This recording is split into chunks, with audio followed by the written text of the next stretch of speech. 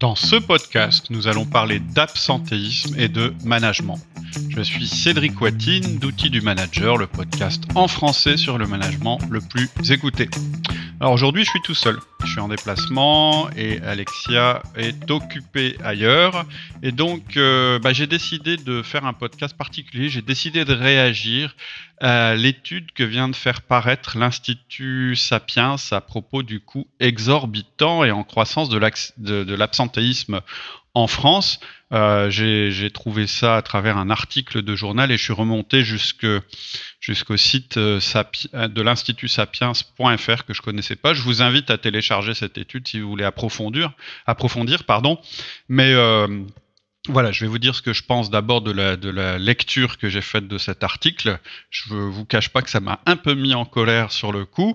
Je vous donnerai un petit peu mes remarques et ce que j'en pense, et puis je vous dirai éventuellement ce qu'on peut faire justement pour lutter contre l'absentéisme, nous, à notre petit niveau. Alors, qu'est-ce qu'on apprend dans cet article ? On apprend d'abord que l'absentéisme en France est en croissance, et en particulier dans le secteur public, puisqu'il a cru d'une année à l'autre de plus 28%. On a un total d'absentéisme de 4,72%, dont 8,34% dans le public. Et ça représente pour le pays un coût de 100 milliards d'euros par an. 100 milliards d'euros, c'est énorme, c'est près de 5% de notre PIB, c'est quasiment le budget total du ministère de l'Éducation nationale.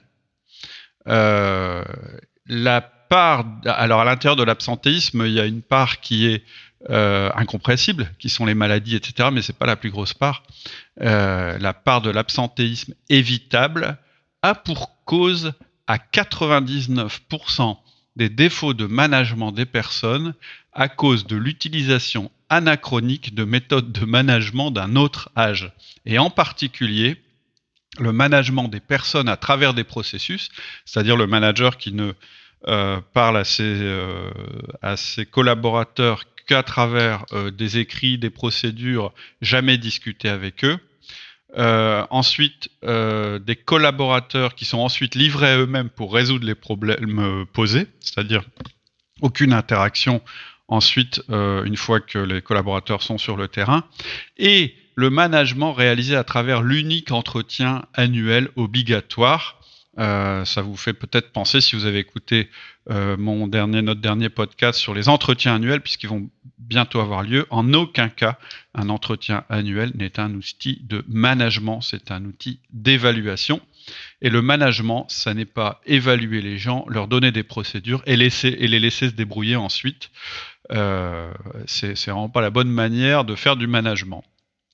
Par ailleurs, tous ces coûts dont l'étude parle sont cachés, c'est-à-dire qu'ils n'apparaissent absolument pas dans le compte de résultat des entreprises. C'est-à-dire que dans le compte de résultat d'une entreprise, on a la masse salariale et elle inclut tout, et on ne dégage pas le coût de l'absentéisme.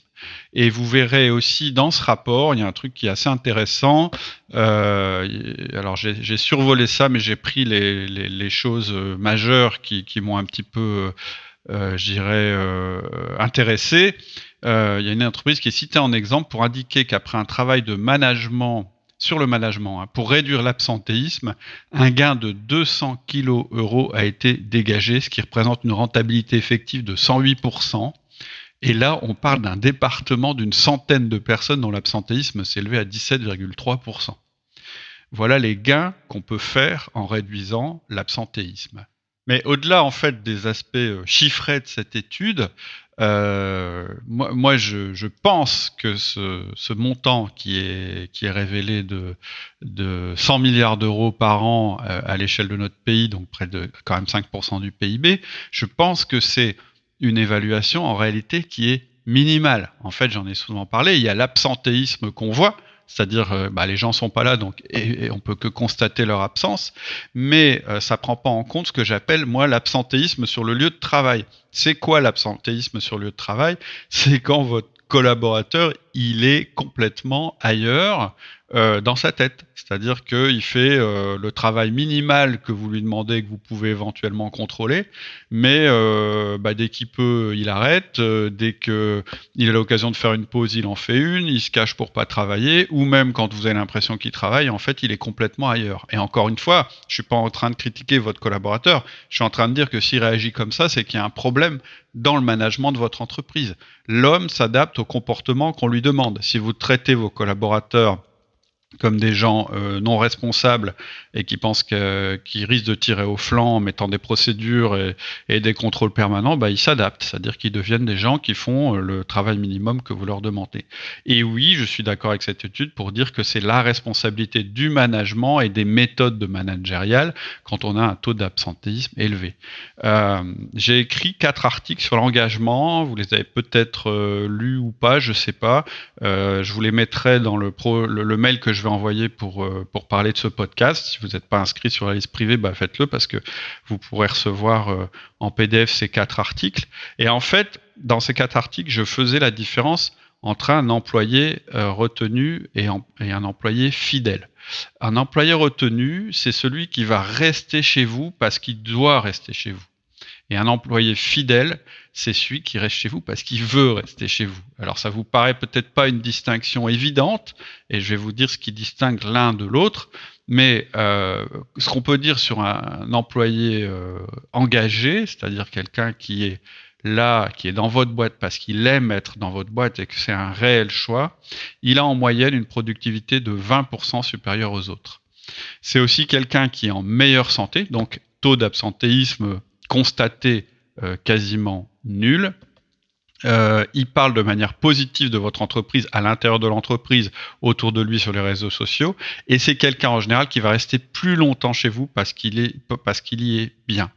Et un employé retenu, en fait, si vous voulez pas qu'il vous quitte, il faudra régulièrement revoir sans cesse les éléments qui le retiennent. Donc, qu'est-ce que c'est un employé retenu ?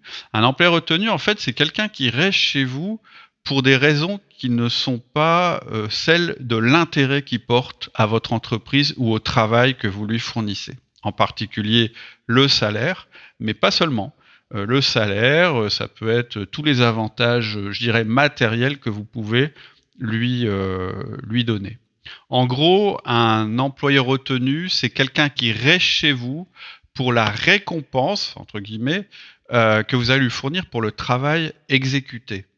Et un employé fidèle, c'est quelqu'un qui est chez vous parce que le travail qu'il fait est la récompense. Et on sait tous qu'on est beaucoup plus motivé quand c'est notre travail qui nous intéresse plutôt que les résultats financiers ou autres de notre travail. Donc, clairement, on a tout avantage dans une entreprise à développer des employés fidèles plutôt que des employés retenus. C'était l'objet de mon article. Alors, comment on fait pour développer des employés fidèles? En fait, les employés fidèles, il faut développer leur attachement à votre entreprise ou à leur équipe ou en tout cas à leur travail. Et ça va être fondé sur plusieurs choses. Ça va être fondé sur la qualité de la relation que vous aurez développée avec eux. Ça va être fondé sur la clarté des objectifs qui leur seront fixés et du fait qu'en permanence, vous leur donniez un retour sur leurs objectifs, c'est-à-dire est-ce qu'ils sont en train de performer ou pas. Ça va être basé sur l'adéquation entre les défis qu'ils ont à rencontrer et leur niveau de compétence. S'il y a trop de différence entre leurs compétences et les défis, dans un sens ou dans l'autre, soit ça va entraîner de la démotivation, parce qu'en fait, ils vont faire un travail qui est trop facile et on s'épanouit plutôt dans un travail qui nous demande des challenges, mais des challenges qu'on est capable de remporter, ou à l'inverse, si les challenges sont trop élevés par rapport à leur niveau de compétence, ils vont stresser, ils vont pas réussir, ils vont aller à la démotivation ou au burn-out. En fait, ce qui va être important pour eux aussi, c'est de sentir qu'ils ont une influence sur la structure dans laquelle ils travaillent, c'est-à-dire le sentiment qu'ils sont écoutés, mais aussi qui sont autonomes et vraiment acteurs dans leur domaine de compétences. Et ça, c'est ce qu'on développe chez Outils du Manager, je vous en parlerai après. Mais en gros, voilà, il y a ces piliers-là, la qualité de la relation, la clarté des objectifs, le retour permanent sur les objectifs, l'adéquation entre les challenges et les défis, et puis savoir qu'on est autonome et acteur de notre évolution. Et en fait, c'est ces aspects-là, bien plus que les salaires ou les primes ou les avantages divers et variés, et même l'environnement de travail qui vont faire que vos employés vont être motivés. C'est-à-dire que dans l'étude, on parle d'environnement de travail et de conditions de travail. On dit les conditions de travail doivent être bonnes. Mais en réalité, les conditions de travail, c'est pas forcément, je veux dire, il faut le minimum vital. C'est comme en termes de salaire. Si votre salaire est complètement en dehors du marché ou vous n'arrivez pas à joindre les deux bouts, votre motivation ne peut pas se développer. Mais c'est vrai aussi pour l'environnement de travail. Si vous êtes en sécurité en permanence, en insécurité en permanence, ou si vous avez des soucis de confort minimal au niveau de votre lieu de travail, vous allez avoir des problèmes pour motiver. Mais ensuite, c'est pas parce que vous avez les bureaux dernier cri, que vous avez un baby-foot et que vous avez un bar à l'intérieur de l'entreprise que ça va booster votre motivation, parce que là, en fait, on rentre dans des choses qui correspondent à la rétention plutôt qu'à la fidélisation. Ce qui va vraiment, en termes de conditions de travail, vous permettre de devenir un employé fidèle, en fait, c'est les éléments dont je parlais sur la motivation. C'est-à-dire que il faut pas non plus avoir une entreprise qui soit un repoussoir. C'est clair qu'une entreprise qui paye mal, qui met ses employés en sécurité, etc., ça va les repousser. Il faut un minimum pour que l'employé soit retenu, mais c'est pas ça qui va permettre d'avoir une motivation maximale et donc un absentéisme minimal. Alors jusqu'à maintenant, je suis sûr que vous êtes assez d'accord avec tout ce que j'ai dit. En revanche, vous vous demandez peut-être, oui, d'accord, donc ça veut dire qu'il faut que je développe une bonne relation ou que mes managers développent une bonne relation avec leurs collaborateurs, mais comment on fait? Juste avant d'arriver à la manière de le faire, il y a une étude canadienne que j'ai citée dans les articles que j'avais publiés à l'époque, qui démontre que la performance d'une équipe dépend, et en particulier le taux d'absentéisme, dépend principalement de son manager. Quand on demande à des managers de permuter leurs équipes, l'équipe qui était performante avec le manager A devient médiocre avec le manager B, et celle qui était médiocre avec le manager B devient progressivement performante avec le manager A.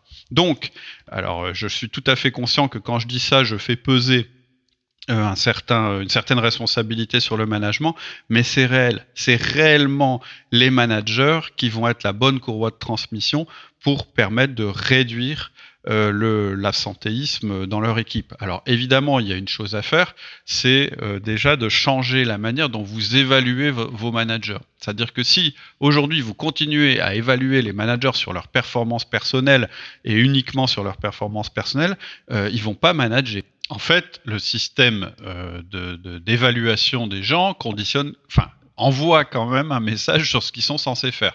Si uniquement vous les notez sur leur travail personnel et pas sur la partie management, vous n'allez pas réussir à orienter leur action, et plutôt vous allez même les éloigner du management en faisant ça. Alors qu'est-ce que ça serait la manière correcte d'évaluer un manager? C'est d'évaluer les performances de son équipe et d'évaluer aussi le turnover ou le taux de présence de l'équipe. Ou le taux d'absentéisme d'ailleurs. C'est vraiment les deux variables qui vont permettre de vérifier que l'équipe est performante grâce à son manager. Mais ça suffit pas, parce que si vous vous contentez effectivement de faire peser sur les épaules de vos managers l'absentéisme de leurs équipes, et c'est à juste titre, et que vous leur donnez simplement une évaluation qui corresponde aussi à cette chose-là, ça suffit pas. C'est-à-dire que ensuite vos managers, faut qu'ils sachent comment faire. Et on sait très bien que pour développer la confiance, pour développer l'attachement, pour développer la relation entre deux personnes, qu'est-ce qu'il faut faire? Eh bien, il faut donner du temps. En fait, on est dans de la matière humaine, c'est-à-dire que, et c'est d'ailleurs en filigrane souligné dans l'étude de l'Institut Sapiens, c'est que les managers, les mauvais managers, en fait, ce sont ceux qui passent pas assez de temps avec leurs équipes, ce sont ceux qui restent à distance, ce sont ceux qui managent en donnant des procédures, en laissant leurs équipes se débrouiller et se planter, qui n'interviennent que en cas de catastrophe ou qui n'interviennent qu'une fois par an au cours de l'entretien annuel pour relever les compteurs. Ça, c'est vraiment le manager à l'ancienne, l'ancien manager dont il parle quand il parle des méthodes datées et périmées du management. Mais une fois qu'on a dit ça, c'est-à-dire qu'en fait, juste pour vous donner une image, c'est-à-dire qu'en fait, La confiance, c'est comme un compte en banque. C'est-à-dire que vous ne pouvez pas demander à des gens d'être présents et de travailler correctement si vous ne leur donnez pas du temps. Vous ne pouvez pas leur demander de vous donner du temps si vous ne leur en avez pas donné avant. En termes de confiance, on ne peut pas travailler très longtemps à découvert. Et donc, il faut que vous investissiez en tant que manager, vous investissiez auprès de vos équipes. Le problème, c'est qu'en entreprise, on n'a pas un temps illimité et qu'on n'est pas forcément capable de donner tout son temps à notre équipe parce que un manager, en fait, il a à la fois des choses, du travail à faire en dehors de son management et du management à faire. Et donc, il faut vraiment que il y ait un système de management qui soit mis en place. Et je pense que, alors là, l'étude, elle est moins précise sur ces aspects-là et je suis pas étonné.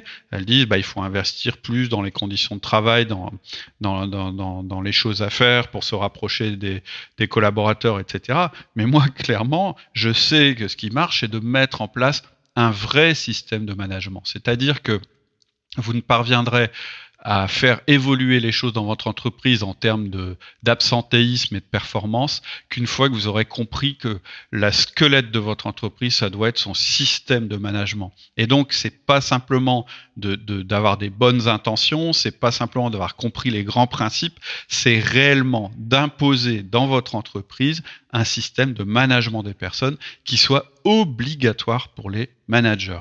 C'est-à-dire un système qui les oblige à voir leurs collaborateurs régulièrement avec une fréquence élevée. Et ça, c'est notre outil 1 à 1 que vous connaissez qui oblige complètement le collaborateur et le manager à se rencontrer une fois par semaine pendant une demi-heure. Et c'est quelque chose, c'est la pierre angulaire de notre système chez Outils du Manager. C'est ce qui permet vraiment d'amorcer en fait la mise en place d'un système de management. C'est ce qui permet de mettre en place la confiance. C'est ce qui permet de révéler les problèmes et de les résoudre. Ensuite, il faut que le système les renseigne les collaborateurs sur leur performance. C'est ce que je disais en préalable. Pour être bien dans une entreprise, il faut qu'on sache en permanence si on est en train de faire du bon boulot ou pas du bon boulot. Et ça ne se fait pas en début d'année en fixant des objectifs et des processus et en fin d'année pour voir si les gens les ont suivis. Ça se fait à la même fréquence que le 1 à 1. Et on a un outil pour ça, on a un outil qui s'appelle le feedback. Le feedback, c'est un outil qui permet que votre collaborateur sache en permanence s'il est en train de performer ou s'il est à côté de la plaque. C'est très important qu'il ait ça. Et il y a une méthode pour le faire, une méthode qui lui permette évidemment de s'améliorer et de se rapprocher des objectifs qu'on lui a fixés. Il faut que votre système de management il permette aussi à vos collaborateurs de développer leur autonomie dans un premier temps et ensuite de monter en termes de responsabilité et en termes de choses qu'ils savent faire. Ça s'appelle la délégation. Mais avant de pouvoir déléguer, il faut développer l'autonomie. C'est un des critères importants pour faire des employés fidèles. C'est-à-dire que si la personne sent qu'elle est en responsabilité de son poste, qu'elle est capable d'agir sur son environnement et de faire évoluer les choses, elle va pas être absente parce que ça va finir par la passionner. Et ça aussi, ça se fait pas simplement en laissant les gens se débrouiller après leur avoir donné des directives.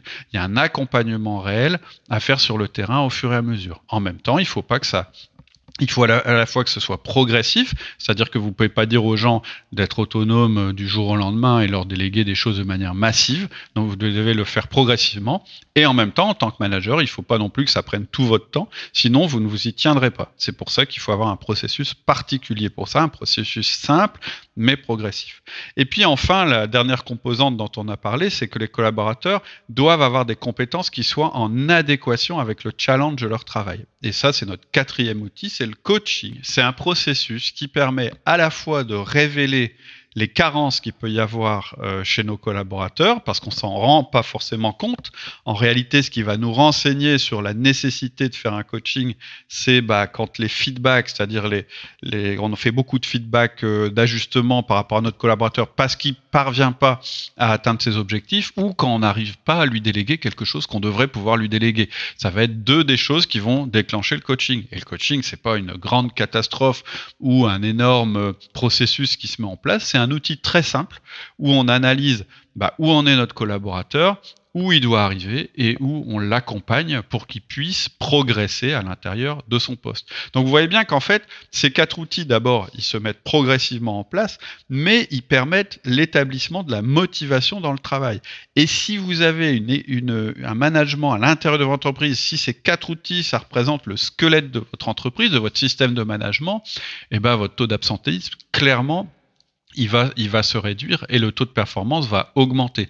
Mais pour ça, il faut les mettre en place. C'est-à-dire que les bonnes intentions suffisent pas. C'est-à-dire que dans mon article, moi aussi, j'avais dit, il faut faire ça, il faut dire ça, il faut noter les managers de telle manière, mais il faut aller un peu plus loin en leur proposant quelque chose qui leur permette de réaliser ce que vous leur demandez. Parce que sinon, vous agissez exactement comme eux agissent avec vos collaborateurs, vous leur fixez des objectifs, vous leur tenez un discours, et finalement, vous leur donnez pas les moyens de réussir leurs objectifs. Donc eux-mêmes sont pas forcément motivés. Donc je trouve que cette étude, elle est intéressante parce que c'est vraiment une alerte et je suis content qu'enfin on commence à prendre en compte en France ce problème de l'absentéisme et du manque de management. Mais ma crainte, c'est un petit peu qu'on en reste là. C'est-à-dire que ma crainte, même encore supérieure, c'est que on utilise ce genre d'articles pour mettre de la pression supplémentaire sur les managers sans leur donner les outils pour changer les choses. En fait, une étude, ça a des limites. Ça peut avoir un rôle de lancer une alerte, ça c'est super intéressant. Ça peut avoir le rôle de montrer que la chose n'est pas irréversible, c'est ce qu'ils font bien dans l'étude, etc.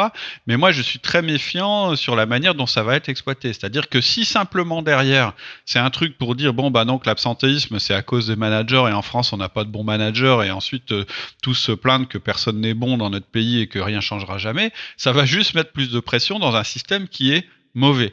L'autre chose qui serait embêtante, c'est que simplement on se dise c'est à cause des conditions de travail, c'est-à-dire qu'on dise mais en fait il y a de l'absentéisme parce que en France les conditions de travail sont pourries. Et moi je crois pas du tout que ce soit les conditions de travail au sens traditionnel du terme qui soient pourries. C'est l'environnement du travail qui est pas bon. C'est l'environnement général, la manière dont on fait les choses, le discours qu'on tient, etc.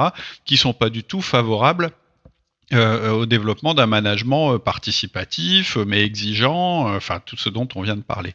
Et puis le dernier risque, c'est simplement de se dire pour que je résolve le problème, il faut injecter de l'argent. Donc je vais acheter un baby-foot, mais je vais faire des formations au management, mais ce sera à nouveau les formations théoriques dont on a l'habitude et qui marchent jamais, etc., etc. Voilà. Moi, je suis très content que cet article soit paru parce que c'est quelque chose qu'on ressent depuis longtemps. Maintenant, je suis assez dubitatif sur la manière dont les choses vont se mettre en œuvre, ce qui va se passer grâce à cet article. Parce que avoir lu ça et s'être agacé là-dessus et puis être triste parce qu'en France ça marche pas aussi bien que ça devrait marcher, ça avance à rien. Qu'est-ce qu'on fait derrière ? Et c'est pour ça que je voulais en parler dans ce podcast. Moi, si vous voulez déjà vous sensibiliser au sujet et puis voir à quoi ressemble un système de management pour moi, qui selon moi fonctionne, vous pouvez télécharger le livre. Le livre s'appelle Le Manager Essentiel. Vous pouvez aller sur le site www.outildumanager.com. C'est 30 minutes de lecture et ça démontre ce que peut être un système de management qui fonctionne bien, à la fois pour les performances de l'entreprise, à la fois pour le bien-être du salarié et surtout qui donne vraiment des bonnes directions, je pense, aux managers pour pas se perdre en route, surtout s'ils ont la pression de leur direction pour réduire le management. Ça peut être aussi un manuel utile pour un chef d'entreprise qui aurait envie, suite à cet article ou suite au podcast que vous venez d'écouter, qui pourrait avoir envie de dire moi il faut que je structure mon management dans mon entreprise et donc qu'est-ce que je dois mettre en place comme outil et comment est-ce que je dois sensibiliser mes managers pour que ça advienne. Le livre il peut servir à ça aussi. Et puis si vous voulez aller plus loin, si vous voulez vraiment mettre en place progressivement ces outils, parce qu'en fait la dernière chose à faire c'est de les mettre en place tous en même temps, d'abord parce que il faut que les collaborateurs s'adaptent au fur et à mesure de la mise en place des outils, et ensuite parce qu'on n'a pas un temps illimité en entreprise, parce que c'est toujours ça. Le risque aussi de cette étude, c'est qu'on demande aux managers de faire plus de management sans leur dire comment et sans leur donner plus de temps. Et en fait, ce que je vous propose, moi, c'est de mettre les outils sans prendre plus de temps. C'est-à-dire que le fait de mettre les outils progressivement, vous allez avoir au fur et à mesure des gains de temps liés aux outils. C'est-à-dire qu'à chaque fois que vous allez mettre un outil en place, c'est un investissement, vous allez avoir un retour immédiat et vous pourrez ensuite mettre l'outil suivant en place et ainsi de suite. Et pour faire ça, j'ai créé une formation. Alors les auditeurs qui nous suivent depuis longtemps doivent en avoir un petit peu assez que je leur parle de ça. Mais voilà, je veux en parler encore cette semaine. D'abord parce que c'est la fin de la période de lancement, on est la semaine du Black Friday, donc il y a une remise sur le prix de la formation. Mais le coût de la formation lui-même, même sans la remise, il est rien par rapport aux gains qu'on peut faire. Et je pense que c'est une des choses que cette étude prouve. Donc, si cette formation vous intéresse, si vous avez envie de la faire vous-même, si vous avez envie de la proposer à vos managers, eh bien vous allez sur le site et vous tapez formation sur le site et vous cliquez sur formation en ligne. Je vous remettrai aussi le lien vers cette formation dans le descriptif de ce podcast. Voilà, c'était mon avis, je dirais, et un peu plus que mon avis juste sur cette étude qui vient de paraître. Je suis prêt à échanger avec vous si vous avez envie. Il suffit pour cela que vous m'envoyez un mail. Mon adresse c'est cédric@outildumanager.com ou vous pouvez faire vos commentaires sur le site. Et puis si ce podcast vous a intéressé, n'hésitez pas à aller dans votre appli de podcast, de lui mettre 5 étoiles. Pourquoi je vous dis ça ? Parce que plus on aura d'étoiles, plus on sera écouté. Plus on sera écouté, plus on aura des chances que le management en France passe à un stade supérieur. Voilà, bon, il faut que je vous laisse parce que sinon je vais rater mon train. Je vous souhaite une très bonne fin de semaine et je vous dis à la semaine prochaine. À bientôt. Au revoir.